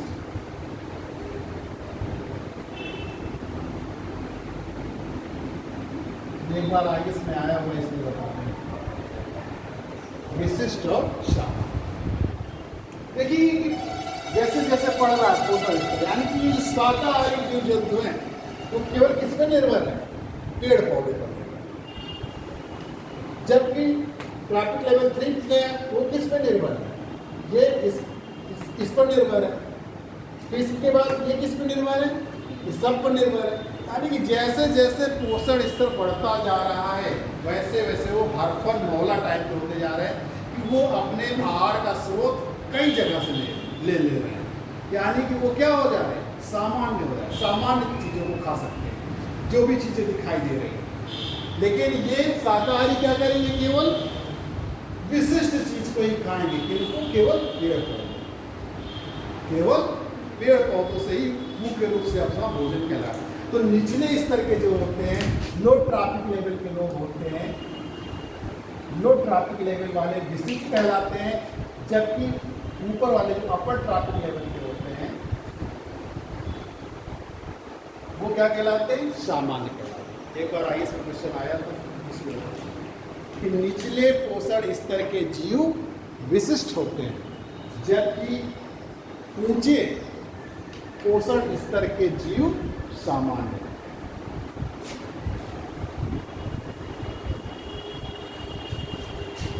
फिर इसी में दूसरा कॉन्सेप्ट इन्होंने बताया था, दूसरा सिद्धांत बताया था कि बढ़ते पोषण स्तर के साथ श्वसन से जो विमुक्त ऊर्जा है उसकी दर बढ़ती जाती है।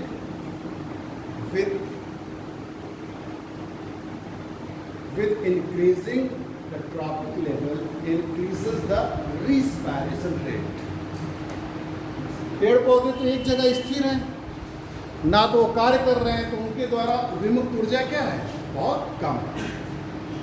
जैसे जैसे ऊपर जा रहे हैं, अब शाकाहारी है तो थोड़ा बहुत चले आया तो उसको दे दिया गया, घास काट के तो वहीं खा लिया या किसी खेत में छोड़ दिया गया, खा लिया।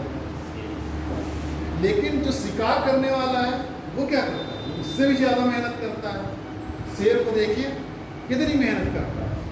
तो जब अधिक कार्य करेगा तो ऊर्जा भी अधिक विमुक्त होगी। तो बढ़ते पोषण स्तर के साथ ऊर्जा के क्षय की दर भी बढ़ती है। ये दूसरा इनमें सिद्धांत है। आते हैं पांचों सिद्धांत में 1-2 नंबर अगर पूछे जाते हैं, बेसिकली इस तरह क्वेश्चन आईएएस में ये पूछे जाते हैं या पीसीएस में। बढ़ते पोषण स्तर के साथ ऊर्जा की क्षय दर भी बढ़ती है, क्योंकि वो आगे चल के बड़े आकार के प्राणी होते हैं और उनको कार्य करने के लिए अधिक मेहनत करनी होती है। बैठे बैठे नहीं मिल जाए। पेड़ पौधे तो एक जगह स्थिर है, सूर्य का प्रकाश पड़ रहा है, उन्होंने अपना सूर्य के प्रकाश का उपयोग किया और भोजन बना लिया, तो बहुत कम ऊर्जा विमुक्त हुई। इसके बाद थोड़ा बहुत मूवमेंट हुआ, गाय है, बकरी है, भैंस है, आपने तो काट के ला के डाल दिया, इस खूंटे से उस खूंटे में बांध दिया।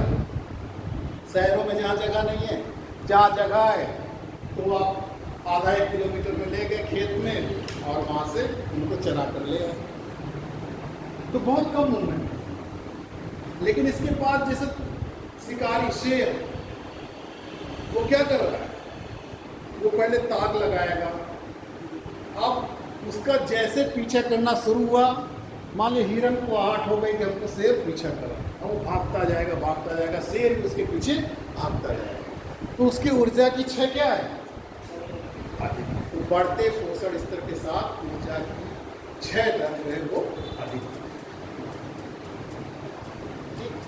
इसी में भी तीसरा कि बढ़ते पोषण स्तर के साथ जीव जो होते हैं वो अधिक क्रियाशील होते हैं, तृतीय अधिक क्रियाशील होते हैं।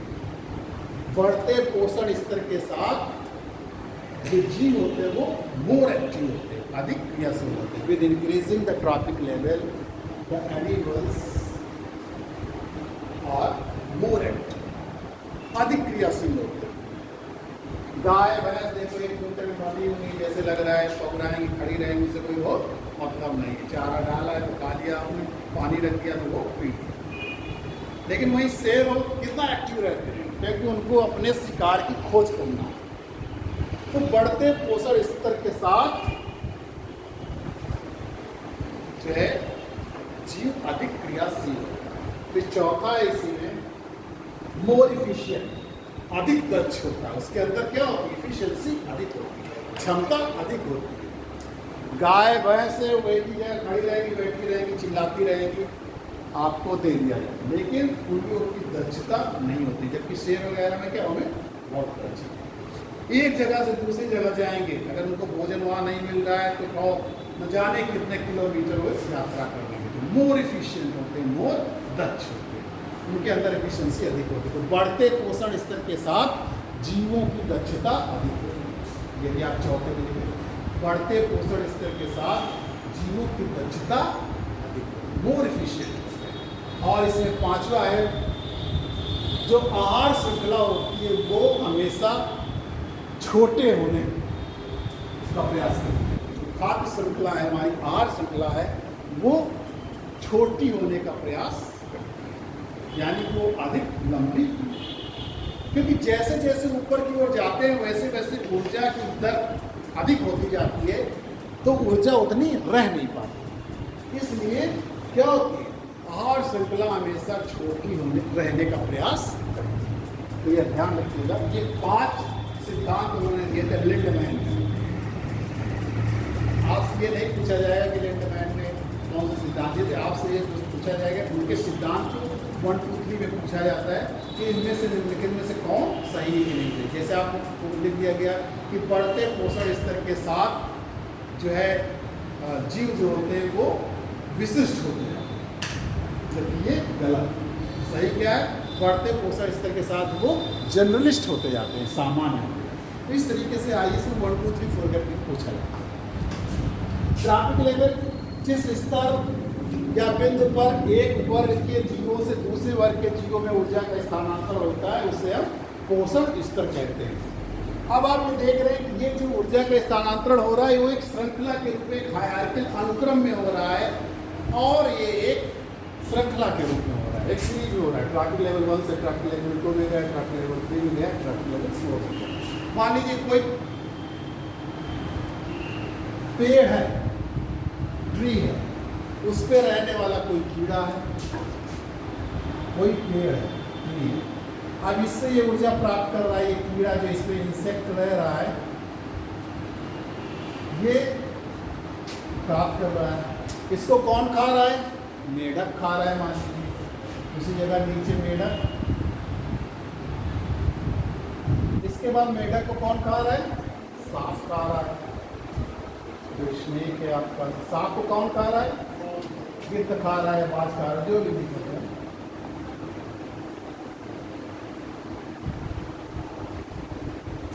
ये श्रृंखला कैसी है? श्रृंखला में पेड़ से कीड़े ने, कीड़ा ने पेड़ से, पेड़ ने कीड़ा को ऊर्जा दी, कीड़ा ने मेढक को दी, मेढक ने सांप को दी, सांप ने गिद्ध को दी। ये क्या बन गई?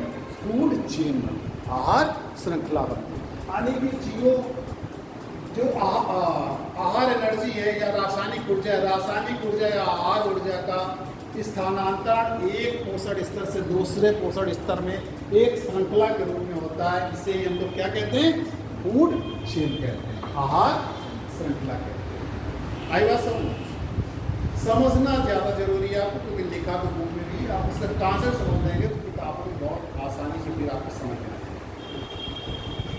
समझ गए ना कि पोषण स्तर मतलब एक पोषण स्तर से दूसरे पोषण स्तर में ऊर्जा का स्थानांतरण एक श्रृंखला के रूप में होता है, जिसे हम आहार श्रृंखला कहते हैं।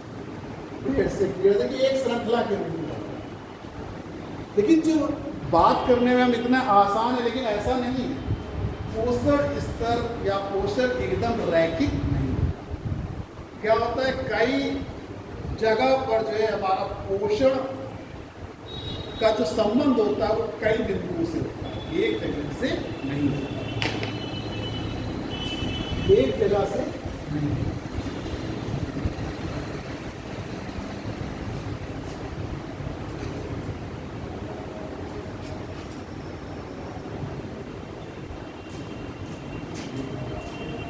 दो टॉपिक बचे हैं।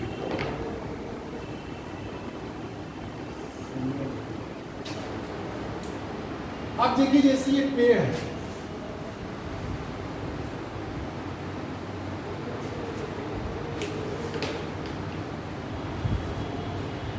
या घास, पेड़ पौधे हैं, इनसे जो है मानव भी क्या कहते हैं?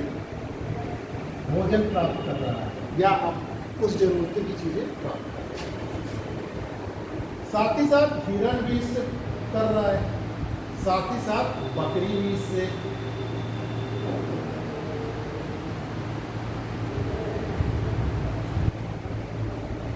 कर रही है।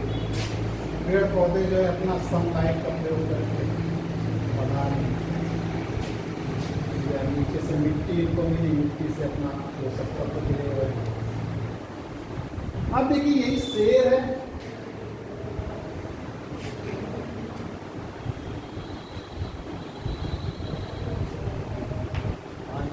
कार्यक्रम भी है तो पहले के समय से छोड़ भी हुए हैं।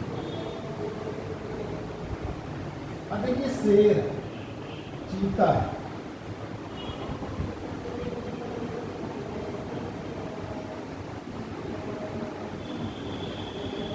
किससे अपनी ऊर्जा ले रहे हैं?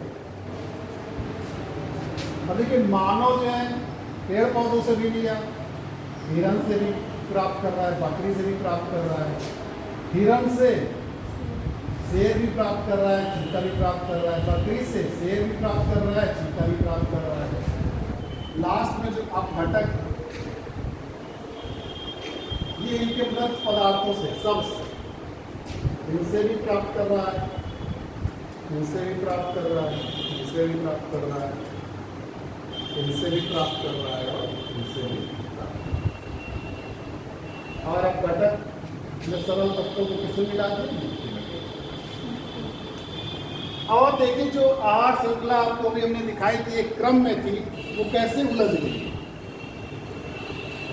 यानी कि पोषक जो संबंध है हमारे, वो वास्तव में रैखिक ना होकर, एक रेखा में ना होकर कई बिंदुओं से जुड़े होते हैं। जैसे पेड़ पौधों से मानव भी जुड़ा है, पेड़ पौधे से हिरण भी जुड़ा है, पेड़ पौधे से बकरी भी जुड़ा है, मानव हिरण से भी जुड़ा है, बकरी से भी जुड़ा है, उसी हिरण से शेर भी जुड़ा है, चीता भी जुड़ा है, उसी बकरी से शेर, चीता और मानव भी जुड़े हुए। आप घटक सबसे जुड़े हैं, मानव, शेर, चीता, हिरण सबसे जुड़े हैं। तो वास्तव में आहार श्रृंखला जो रैखिक ना होकर क्या होती है, उलझ जाती है, उलझ जाती, यानी कि पोषण संबंध जो है एक बिंदु से गमन ना करके कई बिंदुओं से गमन करते हैं, यानी कि पोषण जो संबंध होते हैं वो कई बिंदुओं से हो जाते हैं, जिससे आहार जो श्रृंखला होती है वो रैखिक ना होकर उलझ जाती है। क्या बना देती है, एक जाल बना देती है, जिसे हम लोग फूड वेब कहते हैं, आहार जाल, या इसी को खाद्य जाल, फूड वेब। यानी कि जब पोषण संबंध एक बिंदु से ना होकर कई बिंदुओं से होते हैं, तो हमारे जो पोषण संबंध है, आहार श्रृंखला होती है, वो एक जाल की तरह बन जाती है, जाल की तरह उलझ जाती है। इसीलिए हम इसको क्या कहते हैं, फूड वेब, खाद्य जाल कहते हैं। ठीक, अब देखिए कि खाद्य श्रृंखला जो होती है वो दो तरीके की है। एक को कहते हैं चराई खाद्य श्रृंखला,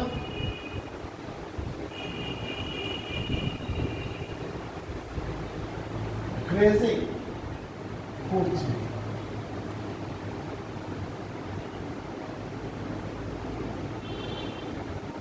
और दूसरा होता है अपरद खाद्य श्रृंखला, अपरद खाद्य श्रृंखला,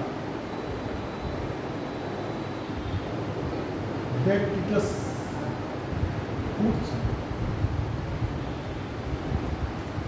चराई खाद्य श्रृंखला जो आप देख रहे हैं, पोषण स्तर 1 से पोषण स्तर, यानी कि जहां पर पेड़ पौधों को चर कर जो है श्रृंखला की शुरुआत होती है, वो क्या कहलाती है, चराई खाद्य श्रृंखला कहलाती है। इसमें जो है 3 पोषण स्तर से लेकर 5 पोषण स्तर तक होते हैं। जैसे पहला पोषण स्तर क्या हो गया, पेड़ पौधे हो गए, दूसरा पोषण स्तर पर शाकाहारी हो गए, तीसरा मांसाहारी हो गए, फिर चौथा सर्वाहारी हो गए। तो अभी हमने आपको दिखाया था जैसे पेड़ पौधे थे, पहले पेड़ पौधे से कीड़े ने अपना आहार प्राप्त किया, फिर कीड़े से मेढक ने, मेढक से सांप ने, और सांप से गिद्ध। तो ये स्तर, यानी कि ये श्रृंखला किससे शुरू होती, चराई खाद्य श्रृंखला, पेड़ पौधों से शुरू होती है। तो चराई खाद्य श्रृंखला जो होती है वो पोषण स्तर 1 से शुरू होती है और पोषण स्तर 3 तक तो जाती है। इसके अलावा इसमें स्तर पोषण स्तर 5 भी हो सकते हैं। आई बात समझ, यानी कि जो अभी हम आपको बता रहे थे वो चराई खाद्य श्रृंखला ही। अपरद खाद्य श्रृंखला क्या है, अपरद खाद्य श्रृंखला जो होती है, जो चराई खाद्य श्रृंखला में मृत जीव होते हैं, मृत जीव होते हैं। तो मृत जीव जो होते हैं वो उनसे जो अपना भोजन प्राप्त करते हैं, यानी कि अपघटक क्या करते हैं, सारे जीवों के मृत पदार्थों से ऊर्जा प्राप्त करते हैं। तो ये श्रृंखला कहलाती है अपरद श्रृंखला। तो इस तरीके से खाद्य श्रृंखलाएं 2 होती है, फूड चराई खाद्य श्रृंखला और अपरद खाद्य श्रृंखला। जल्दी से इसको देख लेते हैं, खूब बंद करने वाले टाइप्स ऑफ इकोसिस्टम।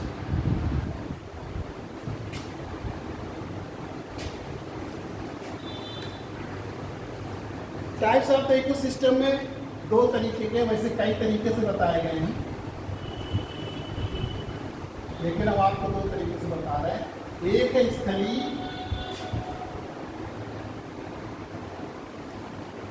पारिस्थितिकी तंत्र और दूसरा है सागरीय।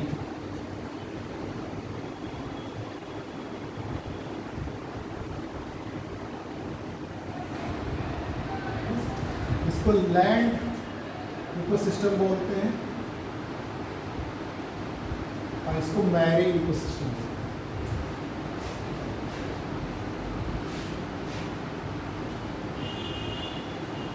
अब देखिए लैंड के अंतर्गत कई हो सकते हैं, जैसे उच्च भाग है, पर्वतीय आपका पारिस्थितिकी तंत्र है, ठीक, पर्वतीय हो सकते हैं। इसके देखिए डिवीजन करने का कई तरीका है, कोई हम जो बता रहे हैं वो सर्वमान्य नहीं है, ठीक।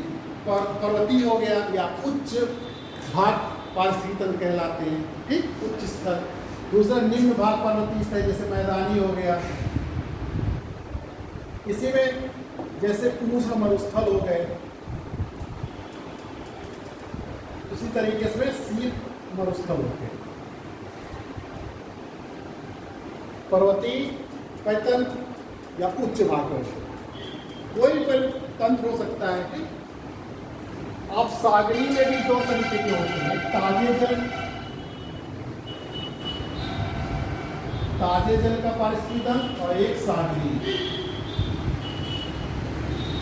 ताजे जल में जैसे आपका नदी पारिस्थितिकी तंत्र है, झील पारिस्थितिकी तंत्र है, जलाशय पारिस्थितिकी तंत्र है।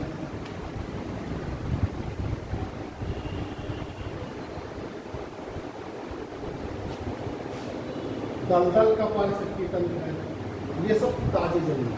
सागरी में इसे ओपन सी इकोसिस्टम, खुला सागरी तंत्र, सागरी परितंत्र या पारिस्थितिक तंत्र परितंत्र एक ही बात है। फिर दूसरा जो तटीय नदी ज्वार,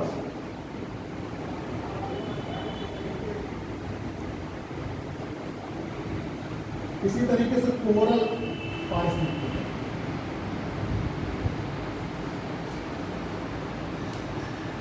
ठीक, स्थलीय में बहुत सारे हो सकते हैं। हमने स्थल के अनुसार लिया, पर्वत हो गया, मैदान हो गया, उष्ण मरुस्थल हो गया और शीत मरुस्थल, सब पारिस्थितिक तंत्र हैं। ताजे जल में जहाँ जल जो है ताज़ा रहता है, जैसे नदियों का है, बहता रहता है, झील है, जलाशय है, बारिश में बर्फ, दलदल है। और सागरी में खुला सागर, यानी कि एक तो सागर बंद भी हो सकता है, क्लोज भी हो सकता है, एक खुला मिल सकता है। खुला सागर पर तटीय नदी ज्वार, जो तट पे हमारे टाइडल होते हैं, ज्वार आता है हुगली नदी के किनारे, और कोरल रीफ जो बना है पाए जाते हैं, तो कोरल सागरी पर्वत हो गया। एक मिनट और सुन लें, जल्दी से इसको बताएं। ये बता चुके हैं प्रोडक्टिव ऑफ इकोसिस्टम जो आपको जो इकोलॉजी को बताया था ना, पारिस्थितिकी उत्पादकता सेम वही है। पारिस्थितिक उत्पादकता में आपको पढ़ाया था, तो सेम वही है। तो प्रोडक्टिविटी ऑफ इकोसिस्टम यानी कि किसी भी पारिस्थितिकी तंत्र में, किसी निश्चित क्षेत्र, किसी भी पारिस्थितिकी तंत्र में किसी निश्चित क्षेत्र व निश्चित समय में जो हमारे हरे पेड़ पौधे होते, उनके द्वारा कुल संचित ऊर्जा जो होती है वो उस पारिस्थितिकी तंत्र की उत्पादकता है। एक बार हम आपको बता चुके हैं, जो पारिस्थितिकी उत्पादकता है सेम वही है, वो पारिस्थितिकी है कोई पारिस्थितिक तंत्र। तो किसी निश्चित क्षेत्र व किसी निश्चित समय में पेड़ पौधों द्वारा या पोषण स्तर प्रथम, पोषण स्तर 1 पर उपस्थित पेड़ पौधों द्वारा संचित कुल ऊर्जा उस पारिस्थितिक तंत्र की उत्पादकता है। ठीक, इसको ग्राम पर मीटर स्क्वायर पर डे में लिख सकते हैं, या ग्राम पर मीटर स्क्वायर पर ईयर में कर सकते हैं।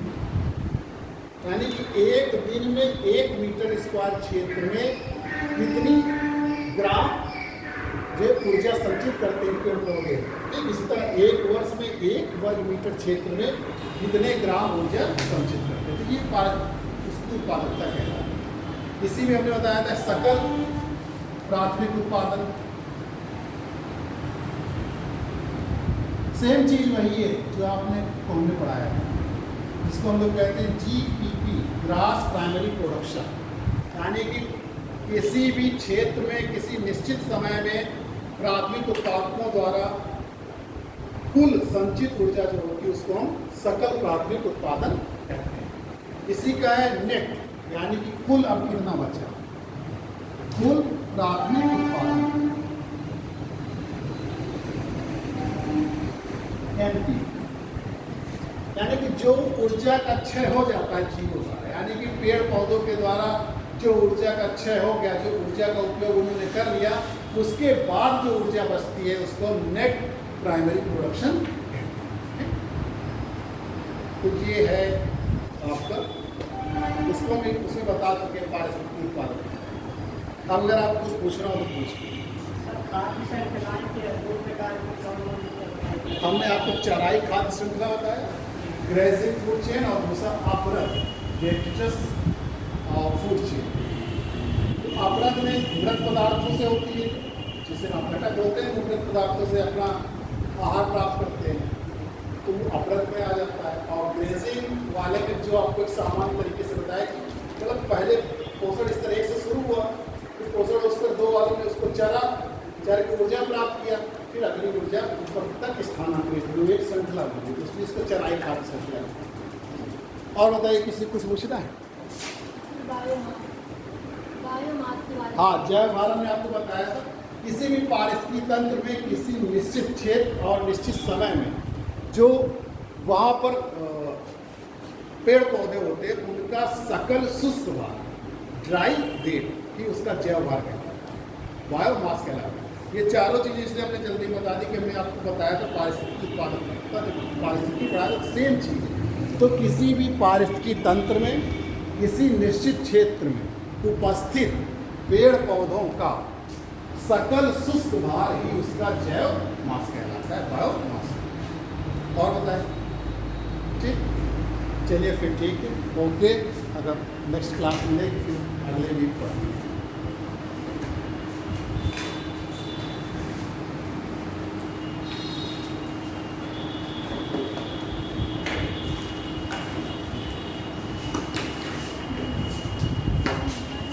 बंद है ना,